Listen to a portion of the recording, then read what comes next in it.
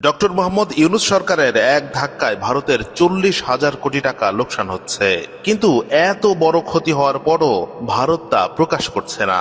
এমন মন্তব্য বাংলাদেশের কেউ করেনি, করেছেন ভারতীয় এক সাংবাদিক।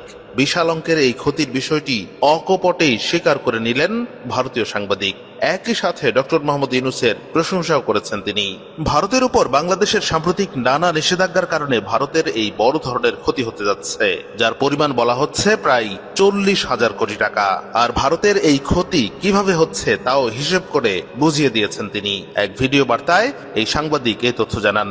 মূলত ভারতের অর্থনীতিতে এখন গভীর সংকট চলছে, যার ফলে ভারতের রুপির রেকর্ড দরপতন হয়েছে, যা দেশটির সামগ্রিক অর্থনীতিতে ব্যাপক প্রভাব ফেলছে।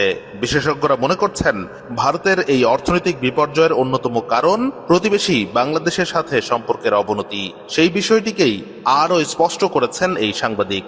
তিনি বলেন, বাংলাদেশ ও ভারতের মধ্যে বার্ষিক বাণিজ্যের পরিমাণ 11 বিলিয়ন মার্কিন ডলার, যার মধ্যে বাংলাদেশ ভারতের কাছ থেকে আমদানি করে প্রায় 9 বিলিয়ন ডলারের পণ্য, আর বাংলাদেশ থেকে আমদানি করে মাত্র 1.8 বিলিয়ন ডলারের পণ্য।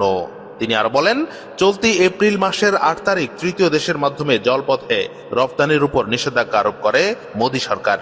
কিন্তু আত্মবিশ্বাসী ইউনূস সরকার স্থলপথে একাধিক ভারতীয় পণ্যের উপর নিষেধাজ্ঞা জারি করে, যা হতবাক করে দেয় ভারতীয় ব্যবসায়ী মহলকে।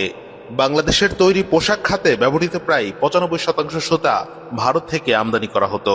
সম্প্রতি ভারত থেকে স্থল বন্দর দিয়ে সুতা আমদানি বন্ধ করা হয়েছে। বেনাপোল, ভোমরা, সোনাম মসজিদ, বাংলাবান্ধা, বুড়িমারি স্থল বন্দর দিয়ে সুতা আমদানির সুবিধা বাতিল করেছে জাতীয় রাজস্ব বোর্ড এনবিআর। এছাড়াও ভারত থেকে বাংলাদেশে আসত ইলেকট্রনিক পণ্য, ক্রাফট পেপার, সিগারেট পেপার, মাছ, আলু, দুধ, পাউডার মিল্ক, টেলিভিশনের যন্ত্রাংশ, বাইসাইকেল ও মোটরসাইকেলের যন্ত্রাংশ, মার্বেল, টাইলস, সিরামিক ও তামাকজাত পণ্য সহ আরও অনেক কিছু। এসব পণ্যের উপর নিষেধাজ্ঞা আরোপ করেছে বাংলাদেশ সরকার, যার ফলে ভারতের বিপুল আর্থিক ক্ষতির আশঙ্কা তৈরি হয়েছে। এই পরিস্থিতিতে ভারতীয় ওই সাংবাদিক প্রশ্ন তুলেছেন, এত গুরুত্বপূর্ণ একটি বিষয় ভারতীয় গণমাধ্যমে কেন প্রকাশ করা হচ্ছে না? তার মতে, বিষয়টি সামনে এলে মোদী সরকারের ভাবমূর্তি ক্ষুণ্ণ হতে পারে। আসলে এত বড় ক্ষতি হওয়ার পরও মান সম্মানের ভয়ে কিছুই বলছে না। নরেন্দ্র মোদীর বিজেপি সরকার মানুষকে বোঝানোর চেষ্টা করছে আমাদের কিছুই হয়নি। অন্যদিকে ডক্টর মোহাম্মদ ইউনূসের বিচক্ষণতা তুলে ধরতে এই সাংবাদিক বলেন, নোবেল বিজয়ী ডক্টর মোহাম্মদ ইউনূস সম্প্রতি টাইম ম্যাগাজিনে প্রকাশিত বিশ্বের শীর্ষ 100 প্রভাবশালী ব্যক্তির তালিকায় লিডারশিপ ক্যাটাগরিতে স্থান পেয়েছেন। এটি নিছক কোনো কাকতালীয় ব্যাপার নয়।